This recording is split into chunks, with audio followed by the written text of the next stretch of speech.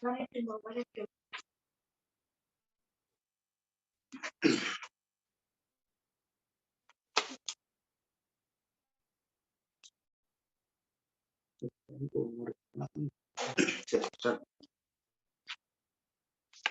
عليكم ورحمة الله وبركاته. الحمد لله رب العالمين. اللهم صل على محمد وعلى آل محمد كما صليت على إبراهيم وعلى آل إبراهيم إنك حميد مجيد. اللهم بارك على محمد وعلى آل محمد كما باركت على إبراهيم وعلى آل إبراهيم إنك حميد مجيد. அன்பார்ந்த இஸ்லாமிய சகோதரர்களே, இமாம் நவவி ரஹ்மத்துல்லாஹி அவர்களால் கூறி செய்யப்பட்ட அல் அர்பஊன நவவியா என்ற 40 ஹதீஸ்களை கொண்ட அந்த கிரந்தத்திலே இதுவரை நாம் 27 ஹதீஸ்களை பார்த்திருக்கிறோம். இன்ஷா அல்லாஹ் இன்றைய தினம் அல்லாஹின் உதவியை நாடியவனாக 27வது ஹதீஸை குறிப்பிட்ட நேரத்திலே எடுத்துரைப்பதற்கு நான் முயற்சிக்கின்றேன்.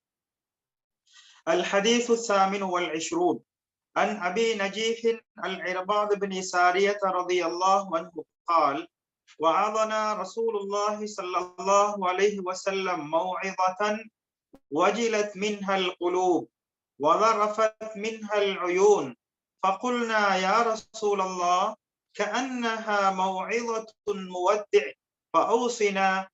قال: أوصيكم بتقوى الله عز وجل والسمع والطاعة وإن تأمر عليكم عبد فإنه من يعش منكم بعدي فسيرى اختلافا كثيرا فعليكم بسنتي وسنة الخلفاء الراشدين المهديين عضوا عليها بالنواجذ وإياكم ومحدثات الأمور فإن كل بدعة ضلالة. رواه أبو داود والترمذي وقال حديث حسن صحيح. 28வது ஹதீஸை அபு நஜீஹ் அல் இர்பாத் இப்னு சாரியா ரலியல்லாஹு அன்ஹு அறிவிக்கிறார்கள். ஒருமுறை நபி ஸல்லல்லாஹு அலைஹி வஸல்லம் அவர்கள் எங்களுக்கு ஒரு உபதேசம் செய்தார்கள். அதனை கேட்டு எங்கள் உள்ளங்கள் நடுநடுங்கின, கண்களிலிருந்து கண்ணீர் வடிந்தன. அப்போது நாங்கள், அல்லாஹ்வின் தூதரே, எங்களை விட்டு விடைபெற்று செல்லும் உபதேசம் போன்று உள்ளது, எனவே எங்களுக்கு உபதேசியுங்கள் என்றோம். அதற்கு நபி அவர்கள், அல்லாஹ்வை அஞ்சு கொள்ளுங்கள். ஒரு அடிமை உங்களுக்கு தலைவராக நியமிக்கப்பட்டாலும் அவருக்கு கட்டுப்படுங்கள். உங்களில் அதிக நாட்கள் வாழ்பவர் அதிக கருத்து வேறுபாடுகளை காண்பார். அப்போது எனது வழிமுறையையும் நேர்வழி பெற்ற ஹலீஃபாக்கள், நேர்வழி பெற்ற ஆட்சியாளர்களின் வழிமுறையையும் பற்றி பிடியுங்கள். அவைகளை உங்கள் கடைவாய் பற்களால் பற்றி பிடியுங்கள். மார்க்கத்தில் புதுமைகளை உண்டாக்குவதை விட்டு எச்சரிக்கின்றேன். நிச்சயமாக ஒவ்வொரு புதுமைகளும் நூதனங்களாகும், ஒவ்வொரு நூதனங்களும் வழிகேடாகும். இந்த ஹதீஸ் அபூ தாவூத், திர்மிதி போன்ற கிரந்தங்களிலே பதியப்பட்ட ஒரு செய்தியாக இருக்கிறது.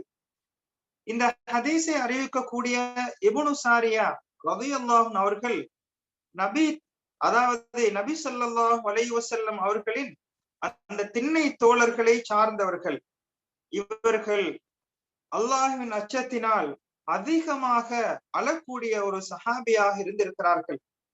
இவர்கள் இஸ்லாத்தை ஏற்றுக்கொண்டதை பற்றி வரலாறுகள் கூறுகின்ற போது, இஸ்லாத்தை ஏற்றுக்கொண்டவர்களின் நான்காவது நபராக கருதப்படுகிறார்.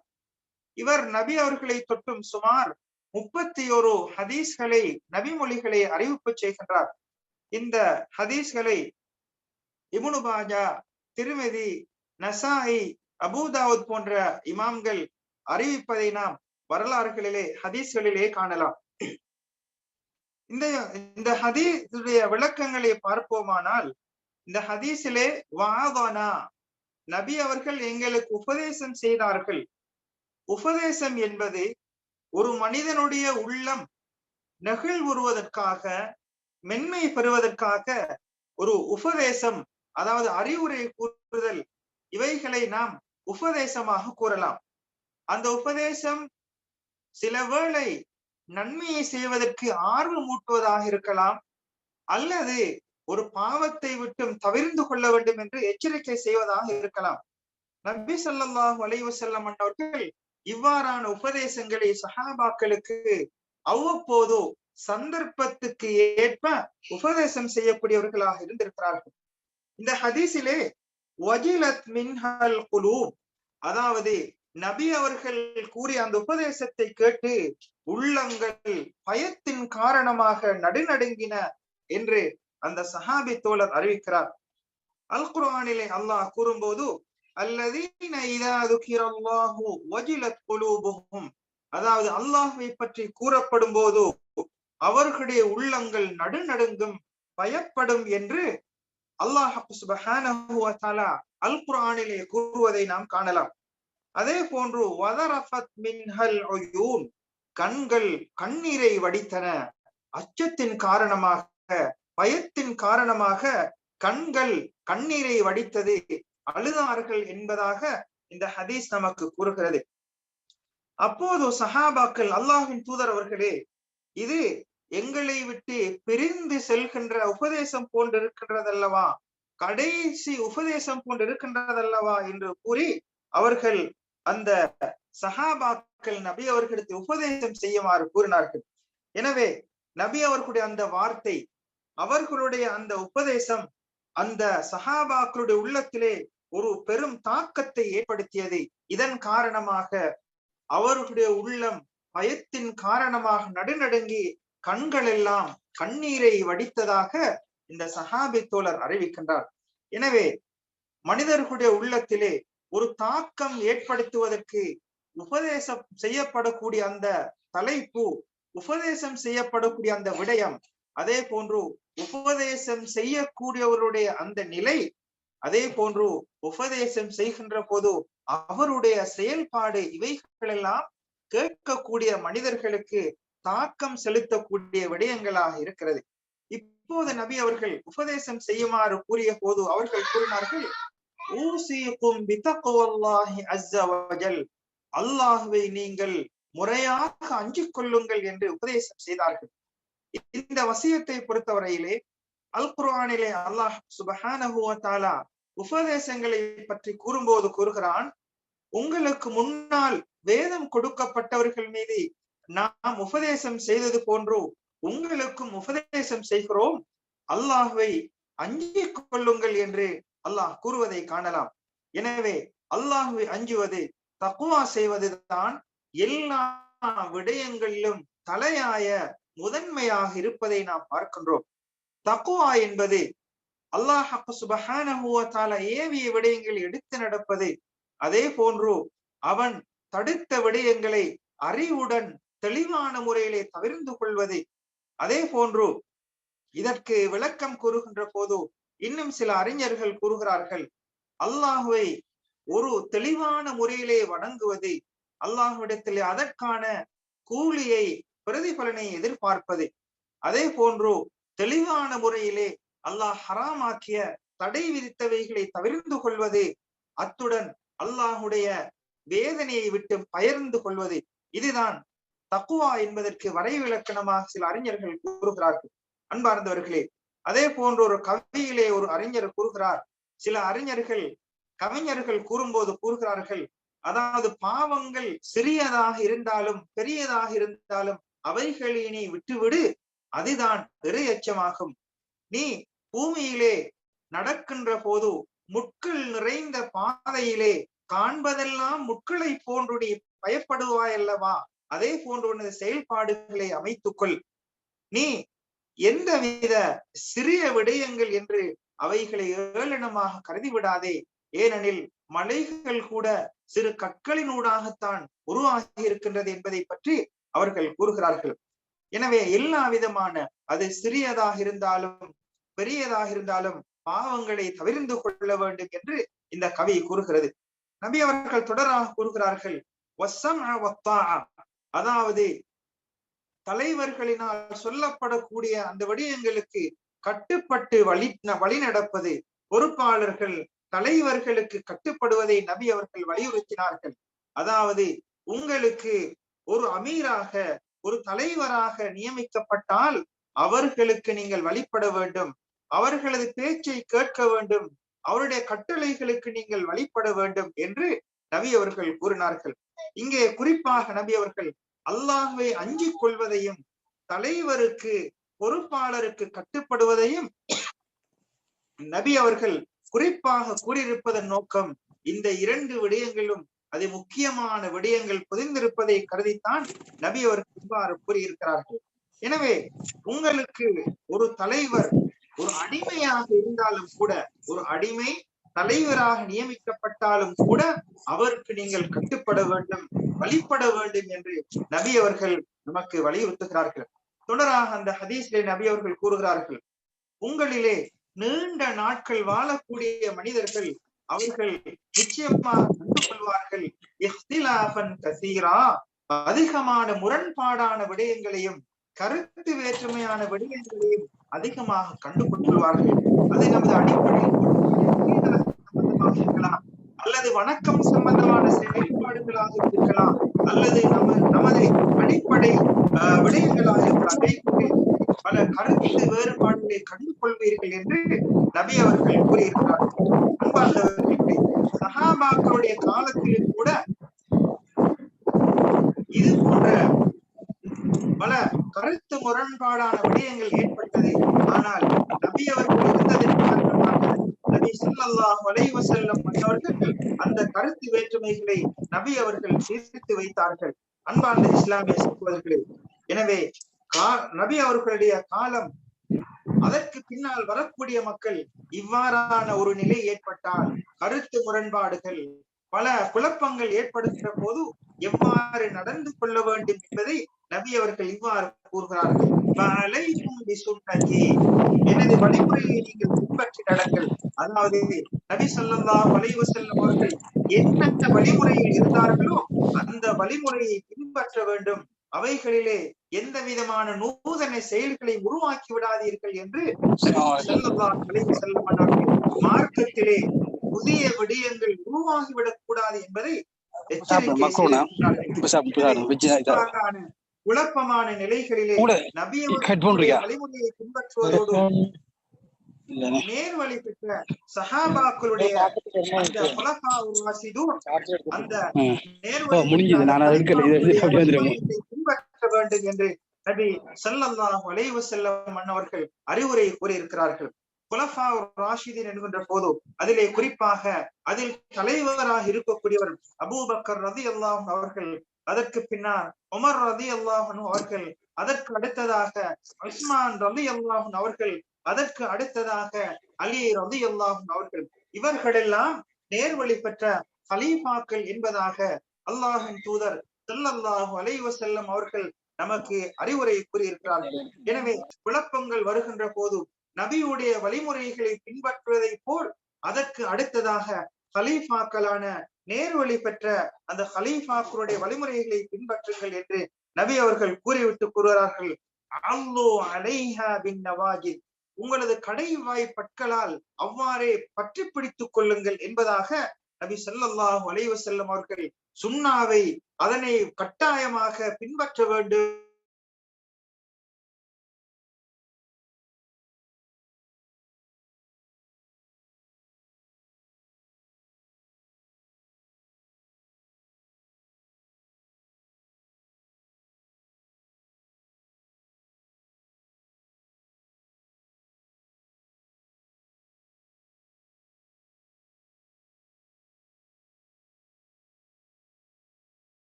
ஒவ்வொரு நூதன செயல்களும் அது வழிகேடாக இருக்கின்றது என்று அல்லாஹ்வின் தூதர் ஸல்லல்லாஹு அலைஹி வஸல்லம் அவர்கள் குறிப்பிடுகிறார்கள். அன்பார்ந்தவர்களே, மார்க்க விடயங்களிலே அல்லாஹ்வுடைய ஷரீஅவிலே புதிதாக எதுவெல்லாம் உருவாக்கப்படுகிறதோ, எதுவெல்லாம் நூதனமாக கொண்டு வரப்படுகிறதோ அவைகளெல்லாம் வழிகேடுதான் என்று நபி அவர்கள் அந்த சஹாபாக்களுக்கு உபதேசம் செய்தார்கள். அன்பார்ந்த இஸ்லாமிய சகோதரர்களே, இந்த ஹதீஸிலே சஹாபாக்களுக்கு அல்லாஹ்வை அஞ்சு கொள்ளுங்கள், உங்களது தலைவர்களுக்கு பொறுப்பாளருக்கு கட்டுப்படுங்கள், நீங்கள் நீண்ட காலம் வாழக்கூடிய மனிதர்களாக இருந்தால் அதிகமான கருத்து வேற்றுமைகளை காண்பீர்கள். அந்த நேரத்திலே எனது வழிமுறைகளையும் எனது குலஃபாக்கள் அந்த நேர்வழி பெற்ற ஹலீஃபாக்களுடைய வழிமுறைகளையும் பின்பற்றுங்கள். மார்க்கத்திலே நூதன விடயங்களை உருவாக்குவதை உங்களுக்கு எச்சரிக்கிறேன். ஒவ்வொரு நூதன விடயங்களும் பிதஅத்தாகும், ஒவ்வொரு பிதஅத்தும் வழிகேடாகும் என்று நபி அவர்கள் உபதேசம் செய்திருக்கிறார்கள். அன்பார்ந்த இஸ்லாமிய சகோதரர்களே, இந்த ஹதீஸினூடாக நாம் பெறக்கூடிய படிப்பினைகளை பார்ப்போமானால் அதில் முதலாவது, உபதேசம் செய்வதென்பது ஒரு மார்க்கமாக்கப்பட்ட விடயமாக இருக்கிறது. அதை நாம் உபதேசம் செய்கின்ற போது, ஆலோசனைகள் அறிவுரைகள் கூறும்போது, அறிவுரை கூறப்படக்கூடிய உபதேசம் செய்யக்கூடிய இடம், அந்த இடத்தை பொறுத்து நாம் அதிகமாக அந்த பேச்சுக்களை நீட்டிக் கொள்ளாமல் நேரத்தையும் இடத்தையும் கருதி பொருத்தமான உபதேசங்களை செய்வதற்கு நாம் பழகி கொள்ள வேண்டும். அதே போன்று இந்த ஹதீஸ் மூலமாக நாம் பெறக்கூடிய படிப்பினை தான், ஒருவருக்கு நாம் உபதேசம் செய்கின்ற போது அல்லது ஆலோசனைகள் கூறுகின்ற போது அந்த மனிதருக்கு ஏற்றால் போல் வாசகங்களை வார்த்தைகளை அமைத்துக் கொள்ள வேண்டும். அந்த மனிதனுடைய அந்தஸ்து, அந்த மனிதன் இருக்கக்கூடிய நிலை, சில வேளை கவலையாக இருக்கலாம், அல்லது கோபத்தில் இருக்கலாம், அல்லது மகிழ்ச்சியின் உச்சகட்டத்தில் இருக்கலாம். எனவே அந்த நிலையை கருதி அந்த மனிதனுக்கு ஏற்றால் போல் உபதேசங்களை அமைத்துக் கொள்ள வேண்டும். அதே போன்று மார்க்கம் சம்பந்தமாக உபதேசம் செய்கின்ற போது நாம் வார்த்தைகளை மிகவும் தெளிவானதாக ஆக்கிக் கொள்ள வேண்டும். இதன் காரணமாகத்தான் அந்த சஹாபி அறிவிக்கிறார், உள்ளம் நடுநடுங்கியது, எங்களது கண்கள் கண்ணீரை வடித்தது என்று அவர்கள் கூறுகிறார்கள். எனவே உபதேசம் செய்யப்படக்கூடிய மனிதனுக்கு தாக்கத்தை ஏற்படுத்த வேண்டும், அதனூடாக பயன்பாடு வர வேண்டும் என்ற ஒரு உயரிய நோக்கத்தினூடாக உபதேசங்களை அமைத்துக் கொள்ள வேண்டும். அன்பார்ந்தவர்களே, அதே போன்றுதான் இந்த ஹதீஸினூடாக நாம் பெறக்கூடிய படிப்பினை, ஒரு விடயத்தை கேட்டு உள்ளம் அல்லாஹுக்காக பயப்படும் என்றால், அச்சமுறும் என்றால் கண்கள் கண்ணீரை வடிக்கும் என்று இந்த ஹதீஸினூடாக நாம் பெறலாம். அதே நேரத்திலே எத்தனை உபதேசங்கள் செய்தாலும் கல் நெஞ்சம் படைத்தவர்கள், கரடு முரடான உள்ளத்தை கொண்டவர்கள் என்ன உபதேசங்களை கேட்டாலும் கண்கள் கண்ணீரை வடிக்க மாட்டாது, உள்ளம் இருண்டு விடும். அல்லாஹ் பாதுகாக்க வேண்டும். அவ்வாறானவர்களை விட்டும் நம் அனைவர்களையும் அல்லாஹ் பாதுகாக்க வேண்டும். உபதேசங்கள் அறிவுரைகள் வரும்போது அதனை நினைத்து பயப்பட்டு நமது கண்கள் கண்ணீர் வடிக்கக்கூடிய ஒரு இலக்கிய மனமுடைய இருப்பதற்கு வல்லவன் அல்லாஹ் நம் அனைவர்களுக்கும் அருள் புரிய வேண்டும். அன்பார்ந்தவர்களே, அதே போன்றுதான் உபதேசம் என்பது, அறிவுரை என்பது மிகவும் தாக்கம் செலுத்தக்கூடிய ஒரு நிலையிலே அமையும். நான் இங்கே வேலை வெளிநாடுகள் இருக்கின்ற போது, உதாரணமாக நாட்டை விட்டு ஒரு எக்ஸிட் விசாவிலே போகக்கூடிய ஒரு மனிதர் எவ்வாறான உபதேசங்களை அவர் செய்வார்?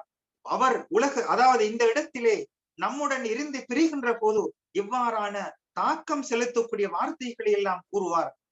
அவர் இந்த இடத்திலே இருக்கின்ற போது அவர் மூலமாக ஏற்பட்ட தவறுகள் அல்லது அவருக்காக உதவி செய்யக்கூடிய, அவருக்காக துணையாக நிற்கக்கூடிய விடயங்கள் சம்பந்தமாக எவ்வாறு காத்திரமாக உபதேசம் செய்வார். எனவே உபதேசம் என்பது ஒரு தாக்கம் செலுத்தக்கூடிய முறையிலே அமைத்துக் கொள்ள வேண்டும். அதே போன்று நாம் அறிஞர்களிடத்திலே எமக்கு ஆலோசனை கூறுங்கள், அறிவுரை செய்யுங்கள், உபதேசம் செய்யுங்கள் என்று அறிஞர்களிடத்திலே நாம் வேண்ட வேண்டும். அதே போன்று நபி ஸல்லல்லாஹு அலைஹி வஸல்லம் அவர்களுடைய உபதேசத்திலே மிகவும் முதன்மையாக முக்கியத்துவமாக நபி அவர்கள் கூறியது, அல்லாஹ்வை அஞ்சு கொள்ளுங்கள். அல்லாஹ்வை அஞ்சுவது என்ற அந்த உபதேசம் மிகவும் வலிமையானதாகவும் மிகவும் நன்மையிலே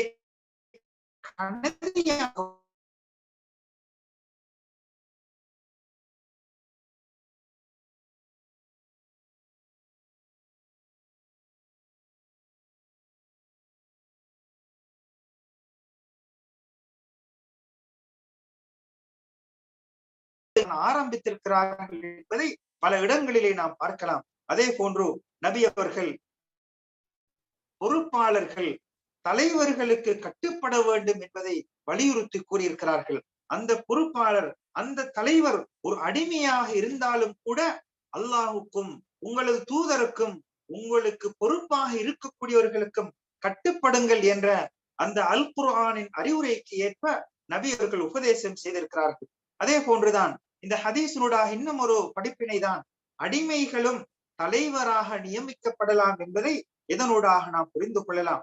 அதே போன்று ஒரு நாட்டிலே இருக்கின்ற போது ஒரு நாட்டு தலைவர் இருக்கலாம், ஒவ்வொரு பிரதேசங்களுக்கு ஒரு பொறுப்பாளராக இருக்கலாம். எனவே நமக்கு பொறுப்பாளராக இருக்கக்கூடியவர்களுக்கு நாம் கட்டுப்படுவது கட்டாயமாக இருக்கிறது. அதே நேரத்திலே அதற்கு மேலால் இருக்கக்கூடிய அரசர்கள் அல்லது தலைவர்களுக்கு கட்டுப்படுவதும் இன்றியமையாத ஒரு விடயமாக இருக்கிறது.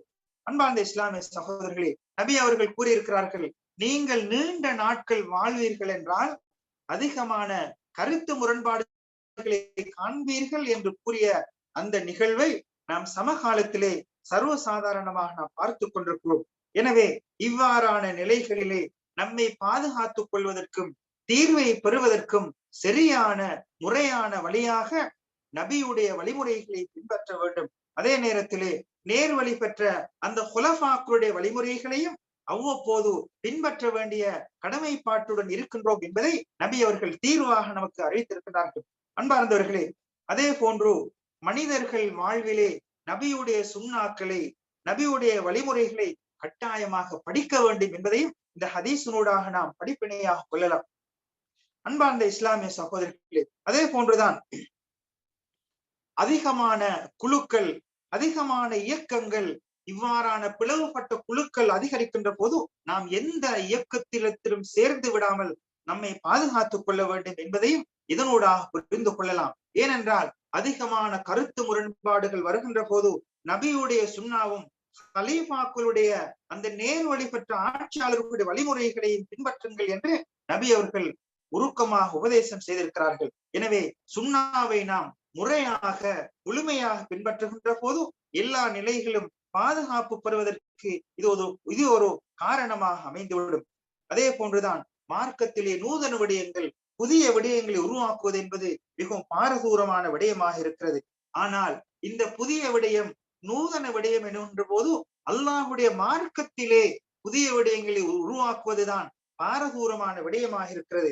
ஆனால் உலக விடயங்களை பொறுத்தவரையிலே சில வேளை நாம் உலக விடயங்களுக்கு ஏற்றால் போல் உலக விடயங்களே புதியவைகளை அறிமுகம் செய்வது, புதிய விடயங்களை உருவாக்குவது என்பது அது வேண்டப்படும் நேரத்தையும் காலத்தையும் பொறுத்து அவ்வாறாக அமைத்துக் கொள்வதில் தப்பேதும் கிடையாது.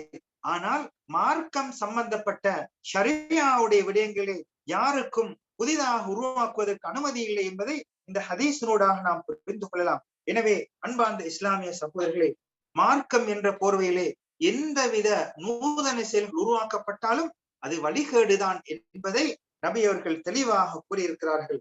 எனவே அன்பார்ந்த இஸ்லாமிய சகோதரர்களே, உபதேசங்கள் செய்கின்ற போது அதனை காது கொடுத்து கேட்டு நாம் பயனுள்ளதாக ஆக்கிக் கொள்ள வேண்டும். நபி அவர்கள் அல்லாஹ்வை அஞ்சு கொள்ளுங்கள், உங்களது பொறுப்பாளருக்கு கட்டுப்படுங்கள், கருத்து முரண்பாடுகள் வருகின்ற போது நபியுடைய சுன்னாவையும் நேர்வழி பெற்ற குலஃபாக்களுடைய வழிமுறைகளையும் பின்பற்றுங்கள், நூதன செயல்களை உருவாக்கி விடாதீர்கள், அனைத்து நூதன செயல்களும் அது வழிகேடாகும் என்று நபி ஸல்லல்லாஹு அலைஹி வஸல்லம் அவர்கள் கூறியிருக்கிறார்கள். எனவே அன்பார்ந்த இஸ்லாமிய சகோதரர்களே, உபதேசங்களை கேட்டு முறையாக பயனடைந்து வாழ்விலே எடுத்து நடந்து பயன்பெற்ற நன்மக்களாக நம் அனைவர்களையும் அல்லாஹ் ஆக்கியருள் புரிவானாக. ஆமீன். வஆகிரு தஅவானா அனில் ஹம்துலில்லாஹி ரப்பில் ஆலமீன். வஸ்ஸலாமு அலைக்கும் வரஹ்மத்துல்லாஹி வபரகாத்துஹு.